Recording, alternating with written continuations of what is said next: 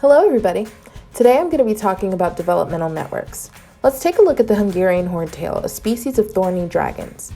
In this species, the entire back of the animal is typically covered in thorns or spikes, but not the entire body. Let's look into why that is. Within the genetic makeup of this animal, there is a developmental network that consists of 5 genes: S, P, I, K, and E.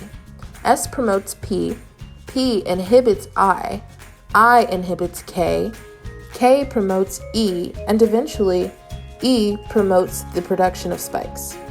Now this network would be referred to as the wild type because in this instance there are no mutations. But let's look at a different strain of this genetic network. Say if there was a mutation that affected the P gene. S promotes P, but if P is mutated, it cannot be promoted. And since P is mutated, it also cannot suppress I. With I being able to flourish, it will inhibit K, and K, in turn, will not be able to promote E. Without E, spikes will not form.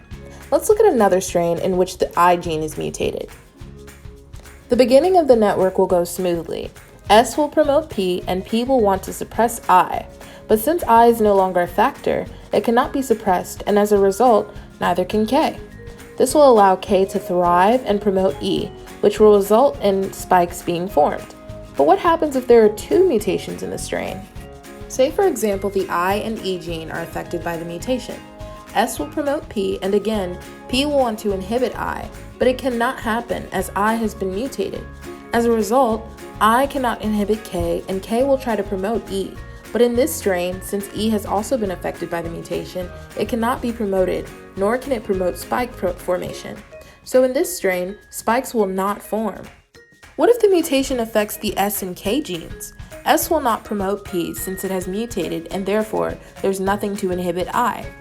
I will then want to inhibit K, but since K has also mutated, it cannot be inhibited.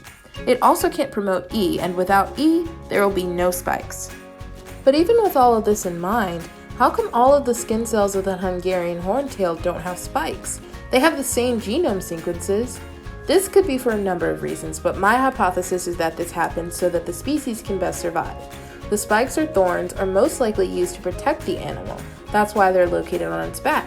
But if the spikes were everywhere, it would be almost impossible for the animal to survive using basic functions such as eating or even reproduction.